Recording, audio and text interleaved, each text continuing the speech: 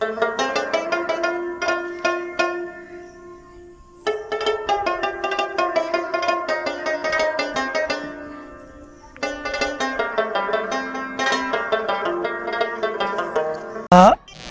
خوږتونکو ما سره دا وخت وقاص صاحب ولاړ دی.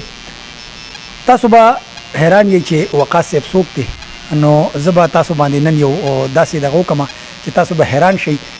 وقاص صاحب چې کوم دی دا زمونږ د یو نامي ګرامي مزاح نګار چې په مزاح په دنیا کې خپل یو نوم لري.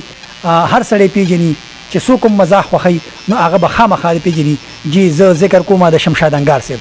وقاص چې دی نو د شمشاد انګار صاحب زوی دی. هغه هم ډېر زبردسته شاعري کوي. تر اوسه پورې به تاسو د هغه وقاص نه هېڅ هم نه اورېدلي. تاسو خو صرف شمشاد انګار صاحب اورېدلی دی چې یاره شمشاد انګار صاحب ښه شاعري کوي، خو د هغه زوی وقاص هم ډېره زبردسته شاعري کوي. نو نن به موږ په جرګه ټي وي باندې په اول ځل باندې د شمشاد انګار صاحب د زوی نه د هغه کلامونه اورو. تاسو به ترې مزه اخلئ او موږ به هم ترې مزه اخلو. وقاصه موږ ته څه زبردست غونته کې کلامونه واوروه چې موږ هم ترې مزه واخلو او زموږ دا کتونکي ترې مزه واخلي. جی ارشاد. ډیره مننه عادل صاحب. بس دا زما لومبی پروګرام دی. دې نه مخکې ما په سوشل میډیا څه شعرونه میرونه چې څه مې لیکلي بس خوندي مې ساتلي دي. نو دا خو به انشاءالله موږ ورو په قلاره قلاره باندې دغه کوو. دا خو د خلکو دپاره یو زما په خیال باندې چې یو دغه دی چې د اوسه پورې وقاص چې دی نو چاته پته نشته چې شمشاد انګار صاحب یو بهترین شاعر دی او د شمشاد انګار صاحب زوی هم شاعري کوي. نو نن موږ په جرګه ټي وي باندې تاسو دپاره د شمشاد انګار صاحب زوی په پیله ځل باندې راوستی. تاسو هغه هم واورئ او بیا موږ له فیډبیک راکوئ چې وقاص څنګه شاعري کوي او څنګه لیکل کوي. جی وقاص ارشاد.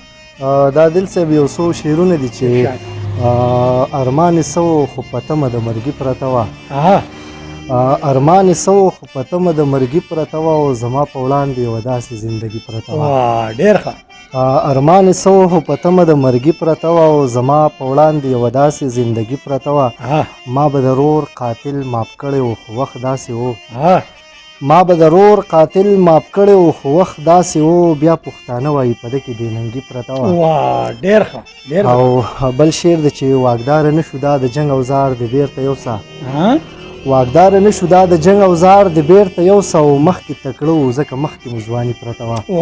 ډېر ښه.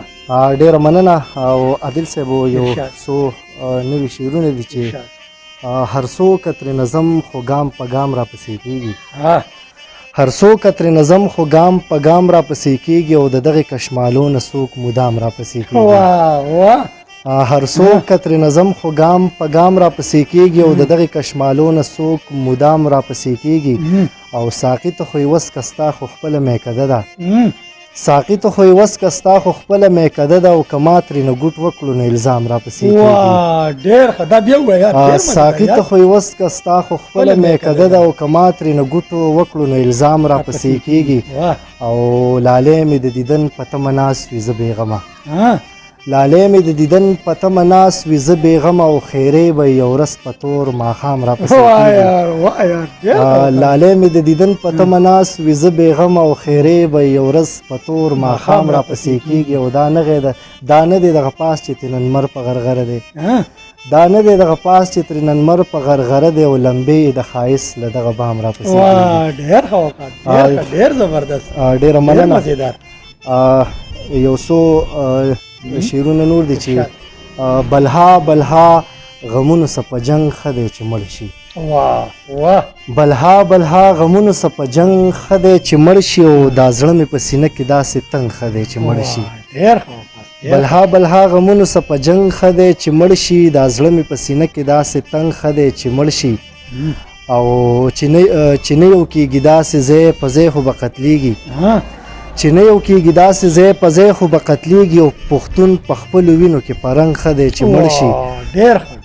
او په ډېرو منتونو چې د پلار هم سړی نه شو. په ډېرو منتونو چې د پلار هم سړی نه شو او دا پرېږده وایي نسکور په دغه بنګ ښه دی چې مړ شي.